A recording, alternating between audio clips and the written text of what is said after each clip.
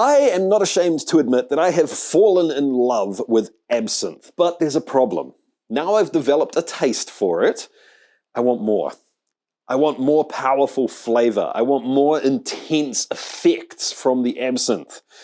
I just want more. So, armed with what I've learnt over the last year or so, I'm going to attempt to make a more punchy absinthe.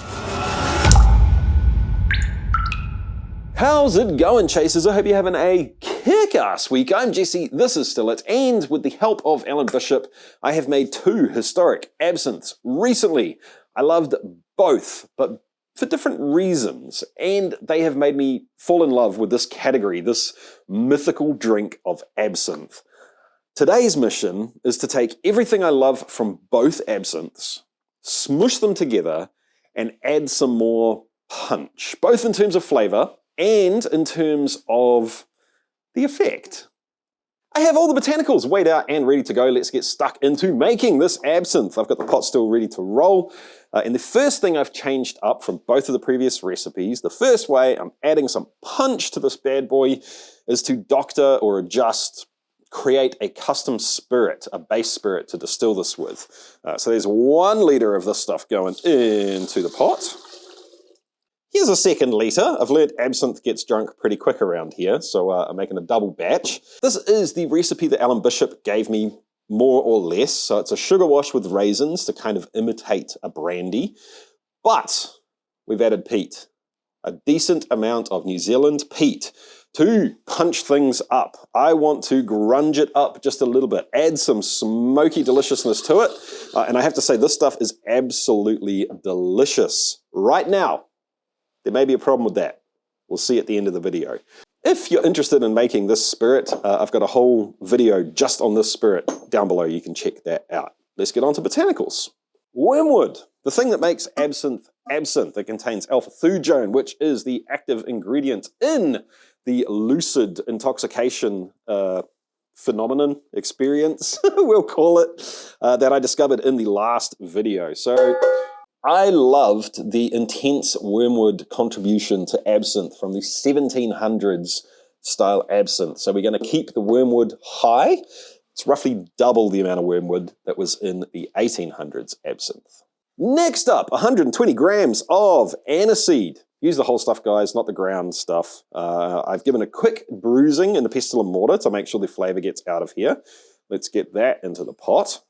I learnt from the 1800s absinthe, which had almost double the amount of total botanicals in the pot, that big, heavy botanical intensity and weight on your tongue when you drink it, I love that. And we're going for punch here, right? So we're using the higher amount of aniseed from the 1800s compared to the 1700s. But to balance that out and help pull it away from being like a dessert style drink like the 1800s, we're going to add the same amount of fennel, 120 grams. Once again, that's just been bruised. I hope you're starting to pick up what I'm putting down here, team. The basic plan with botanicals is to take the weight, the heavy feeling of the 1800s French absinthe, but push the flavor balance back towards the more like medicinal herbal tincture of the 1700s absinthe. That's what we're going for with the botanicals. Sticking with that theme, we're also adding a very healthy dose of lemon balm. This is 35 grams of this stuff, which is much more in line with the earlier recipe. Once again, keeping the medicinal, herby quality intense. Dried mint, 12 grams of the stuff. I enjoyed the mint contribution from the original recipe. I thought it was delicious, but it kind of lifted the spirit a little bit more than I want from this. Like I said, I want this intense and bold. Mint is kind of more on the refreshing side. So I've kept the mint in, but I've halved it. Split the difference between the 1700s and 1800s recipe. 20 grams of coriander seed. Once again, use the whole stuff. I have split them in the pestle and mortar. We're not putting any citrus into this, so this is going to add a citrus-like effect to the spirit, but it's going to keep it more on the earthy, herbal side of things. And to add to that earthy feel of the spirit, which I really hope is going to pair deliciously with the smoke, 5 grams of angelica seeds. Time to say a huge thank you to the sponsor of today's video, Into the AM. But Jesse, I hear you say, where is the graphic tee? Don't Into the AM make the dope graphic tees? And you're right, they totally do. They make amazing tees like this, and this, and this. But with their new fall collection, they're starting to focus on some products that are a little bit more hard-wearing, a little more suitable for the active parts of your lifestyle. And I got to tell you, team, this is my new absolute favorite top. It's the Daybreak jacket. I've been using it all the time for disc golf, insanely flexible and stretchy, and just warm enough to keep you going on a cold day when you're actually doing some exercise. If you're a regular viewer, you know that I love working with Into the AM and I trust their products so much. That's why I'm always freaking wearing the damn things. So if you're in the market for some clothing that'll work super hard with you but wear easy and comfortable, I wholeheartedly recommend the Into the AM Fall collection. There's a link down there which will get you 10% off. If the total amount of botanicals going into that still absolutely flabbergasts you, yeah, I agree. It's insane the amount of botanicals you use to make absinthe. They're hard to find, some of them, depending on where you are, and it's kind of expensive, I'll tell you that much. If you happen to be in New Zealand or Australia, we do carry most of these botanicals at chasethecraft.com. America, we're working on it. It's just a little bit harder because, you know, I'm not there to be able to pack bags myself. Anyway, let's get on to macerating this stuff, shall we? We've now pretty much got a botanical slurry in the still. It is insanely thick. And because we've spent so much time, effort, and money on all these botanicals, we want to get the most flavor we can out of them. It's time to macerate them, to let them sit in the alcohol and let the alcohol act as a solvent and draw as much flavor out as we can get. We could just macerate it like this. In absinthe terms, this is sometimes referred to as the digestion. And to make this process even more effective, we're going to heat this still up to about 55, 60 degrees Celsius. So we'll get that turned on and heating up.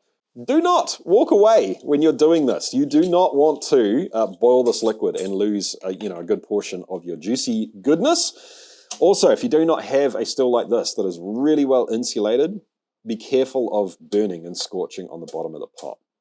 That is just starting to peak 60 degrees Celsius, so we'll flip that off. It smells absolutely delicious already. You can taste it if you want to, but know that with that amount of wormwood in there, this is probably the most bitter thing you will ever taste in your life. If you taste it now, you'll be tasting it for the next probably 10 hours. Heads up. All right, so the plan is now I'm going to unplug this to make absolutely damn certain that it is not on anymore. And pop the lid on. We're going to let that sit for 24 hours. By the power of video editing, it is 24 hours later, and the first thing we need to do is proof this down, because remember the vodka that went in here, was at 80, a little under 85%. So we get some water in there. I actually need a little bit more.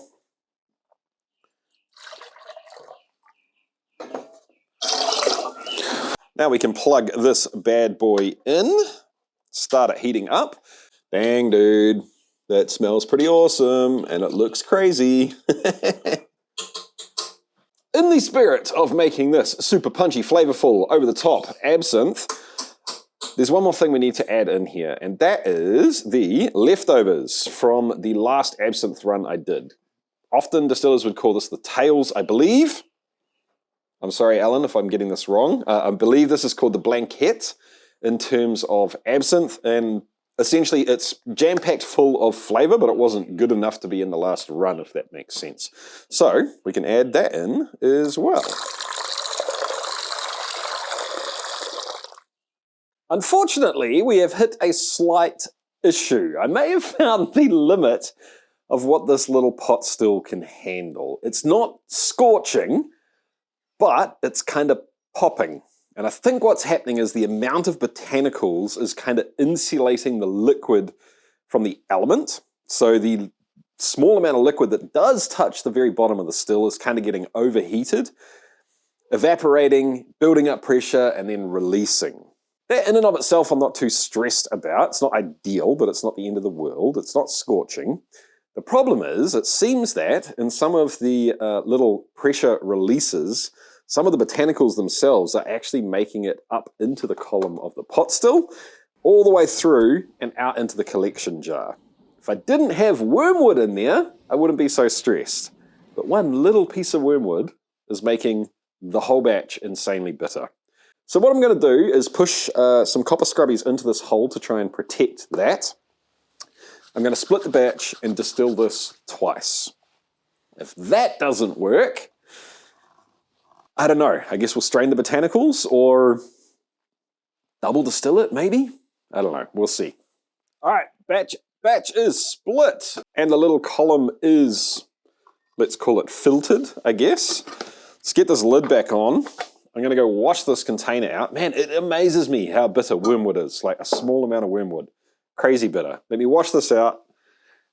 We'll try again. All right. We are up and running. We've got first drips. I am going to switch over to a larger vessel. Like most things botanical based, with absinthe, it's worth taking a little teeny tiny bit off the top. We may even decide to take a little bit more because of the base spirit. Let me taste and see. Nope, we don't need to. Because the base spirit was a little bit more jaggy, a little bit more intense than normal, there was a potential for needing to take a slight cut. But we don't need to. We're just going to do it for the botanical weirdness that always comes off at the very top of the run. Yeah, bizarre. All right. Now, we just get to settle in and let this thing run through. I made it through the run, no little particulates, made it into the distillate. It tastes delicious, it's not overly bitter. We've got to the point now where I'm starting to consider making cuts. So there is still a very strong aniseed fennel flavor and a background of herbiness. It seemed like the herbiness came through more in the middle of the run on this one. But now I'm starting to get kind of like a pungent, not quite pungent, like soupy vegetable kind of flavor coming through, along with some grassiness. And I'm thinking I'm going to make the switch here. If we were doing the traditional absinthe thing, we would collect this liquor up and then put it back into the next rectification spirit run. What I mean by that is the next time we make the base spirit to make absinthe with, so in this case it was the smoky vodka-ish kind of thing, we would put these back in to basically reclaim the good alcohol from this. Honestly, I'm probably not going to do that because I'll just make another base vodka or spirit next time, right? But what we do want to do is when the spirit starts going cloudy, keep that and reserve it because that's the blanquette, I guess it is. I don't know how to pronounce it. I'm sorry, guys. That we put into the pot this time, and that will give more flavor to our next absinthe. So I'm going to collect past this to get into the blanquette, and then we can do this all over again because, like I said, I split the batch. The ABV's definitely dropped, but the flavor's changed again, and that kind of muddy, vegetably stock soup-like flavor has faded totally away, and it pretty much just tastes like absinthe again, but it's a little weak. So I'm wondering and pontificating, even though the spirit hasn't gone cloudy yet, I wonder if this is what I want to keep for next time. I can't see why I wouldn't want to, right? I'm not worried about rectifying spirit for next time and reclaiming that. I'm just going to collect this for a little while, and we'll save that away for the next absinthe I make. All right, let's call it quits there and save this for next time. The flavor's still, I mean, I could probably collect a little bit more. Starting to disappear a fair amount now. We'll let this dribble out, recharge the still, and what I have realized is because I've split the batch, I can do the maceration on this half of the absinthe to add the color and a little bit of something that is, I don't know, I think it's exciting. That's so crazy. It always amazes me with absinthe. It's like solid in here now. Hold on, I'll get some footage and show you. Let me dump this, we can go again. And we go with the other batch. Can't forget all the botanical goodness now, can we? Oh, you know what? Hey, guess what we can do? I hadn't thought of this. There we go. So while the second run of absinthe is going on, we're going to work on the maceration. Generally with the absinthe, you macerate to colour about half of the product, which works out great because this is half of it, right? We're going to put that back into another one of these little stills. I'm only using this so I can heat it up easily. And once again, we're aiming for 60 degrees Celsius, which I think, am I right, future Jesse? 140 Fahrenheit, maybe? I don't know.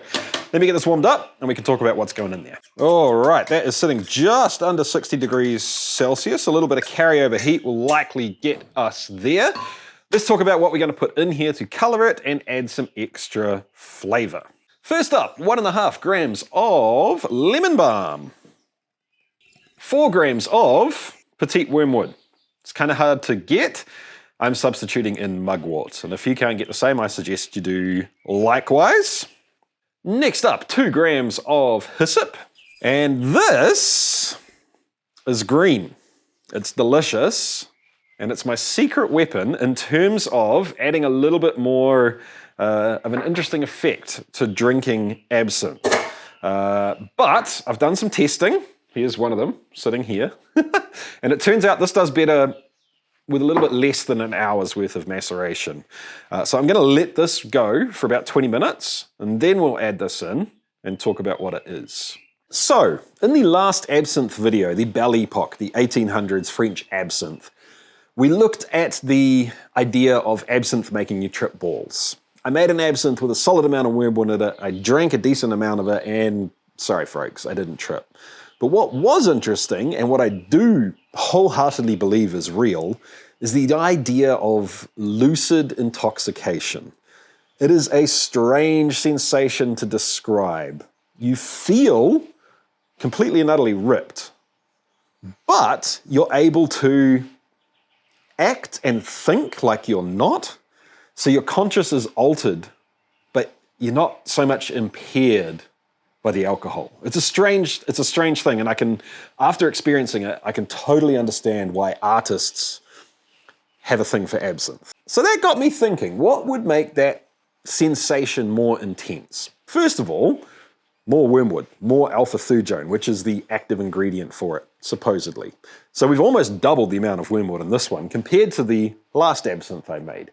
Number 2, what's something else that makes you feel like it changes your state of mind slightly, but in a strange way makes you more productive? Caffeine.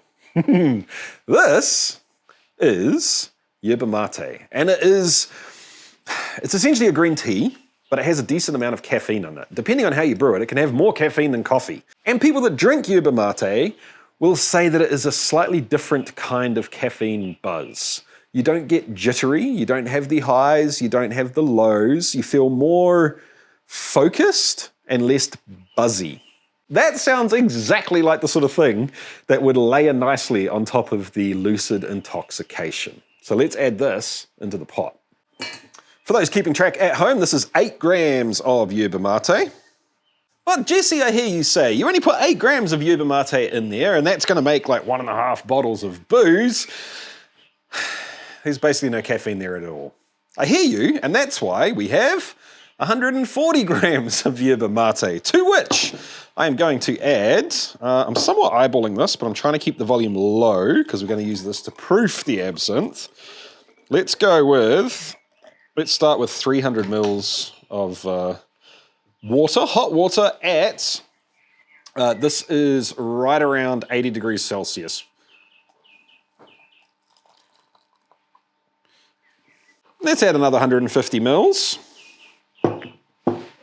Now, the calculations on this is kind of impossible to do, I'll be real with you, team, because we don't know exactly how much caffeine is in this specific bag of yerba mate. How much caffeine is extracted is debatable. What I'm hoping to get out of this is by the time I've drunk somewhere between 3 and 5 glasses of absinthe, so right in that Lucid intoxication sweet spot, I would have drunk around about a cup's worth of strong, long black coffee. All right, we're gonna let that sit for 45 minutes. Time to start straining this out. Let's get all of our coloured absinthe goodness into something a little easier to pour. Oh my God, look at that colour. That's awesome. Okay, cool. And we'll strain it into this pot. The second distillation is done. We've got all the spirit in here. So let's add the coloured absinthe back into this. Ew! Dude, look at that colour. That is by far the best colour I've got on an absinthe that I've made. Unfortunately, unless you add green food colouring or some kind of stabiliser, I'm not even sure what you would use for this kind of colouring, this colour will fade. It'll go kind of like a yellowy brown over time. Putting it in dark bottles or in, keeping it away from sunlight can help with that. It's just kind of one of those things. It is what it is. But dang, man, it looks pretty freaking stunning right now. Once again, by the power of video editing, it is now time to press and drain the yerba. This has been going for about 45 minutes now. So we'll give it a really good squeeze and get what we can out of here. 300-ish mils, let's have a taste. That's not bad at all. It's kind of intense. I've had a little play off screen to get this to the point where I'm really happy with it. And I've decided that I am going to use only the yerba mate to proof this down. Kind of a Hail Mary play, but I'm cool with it. So this is going from, it's at about 76, 77% at the moment. And this is going to drop it down to 60% even. Way back at about, I don't know, 3 or 4 minutes into the video, I'm assuming, I said that there may be a problem with this spirit. Here it is. The smoky spirit I made was delicious when it went into the pot, but I redistilled it. And we made a cut at 60% ABV. That's going to cut out a decent amount of the smoke, which is going to generally live in that kind of 50 to 60% ABV range when it's coming off the pot still. And for that reason, when I taste this spirit, and when I smell it, I feel like maybe I can just detect the smoke, but it's not really there. So, easy fix, very, very easy fix. I have 100% New Zealand peat whiskey that I made quite some time ago. And once again, where did it go? I made another tincture up to see how much of this I need to add to get the smoke levels that I'm looking for. And it turns out I need around about 150 mils.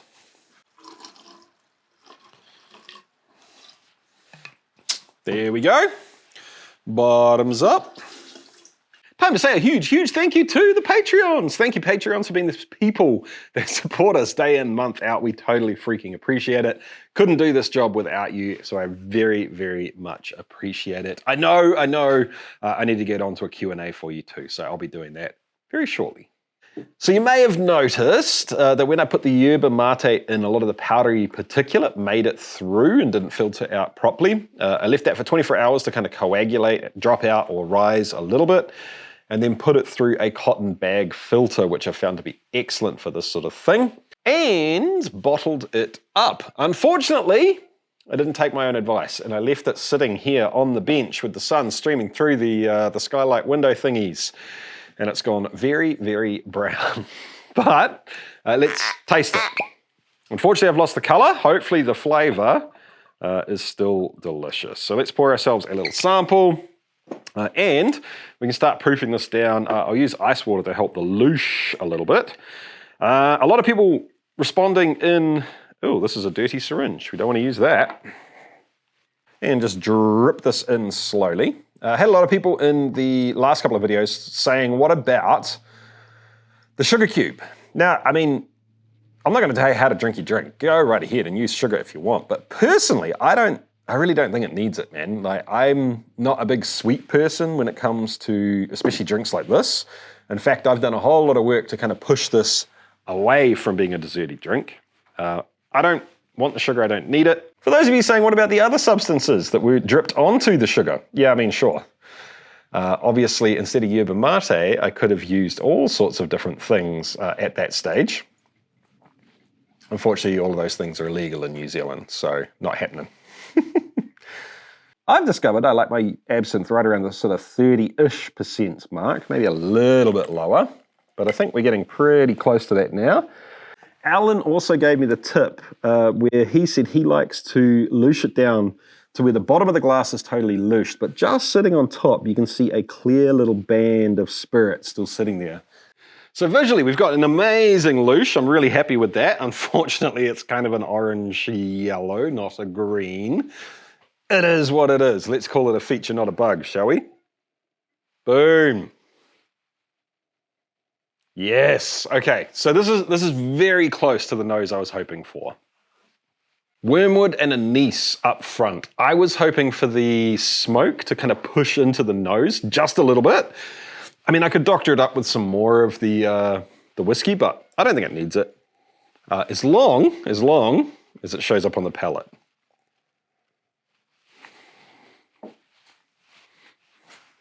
I think, even for people that are into absinthe, this is going to be a flavour smack in the lips. As soon as it touches my mouth is salivating. I can't talk properly. As soon as it touches my tongue, I get the wormwood sort of herby, almost bitter, but not bitter, medicinal, tincture-y kind of flavour, which is taken over by the anise, which then kind of morphs back into all of the other herby kind of substances in there. Probably mostly the lemon balm in that part. And then the smoke comes out and grabs you. It feels like it's going to taste like a Islay whiskey, but then the smoke kind of subsides and it goes back into wormwood and anise, undulating back and forth. That is exactly what I was hoping for on the palate. It is an absolute sledgehammer of flavor. That's amazing. The other reason that I think this is well balanced and I'm happy with it is that it is absinthe with a little bit of smoke, not the other way around. And interestingly, after sitting for 24 hours, the yerba mate has backed off a little bit, but it adds a almost, you know how green tea almost is savory sometimes? Or maybe it's just because I always drink green tea with delicious food. I don't know, but there's a flavor in green tea that is in this as well that has a savory aspect to it. As to the effects of the alpha-thujone and the caffeine, I will have to imbibe a decent amount of this tonight and then report back to you at a later date. But in terms of ticking the boxes of a absinthe that leans more towards the herbal tincture side and is dialed way up in terms of flavor punch, nailed it. I'll catch you next time, guys. Keep on chasing the craft. See ya.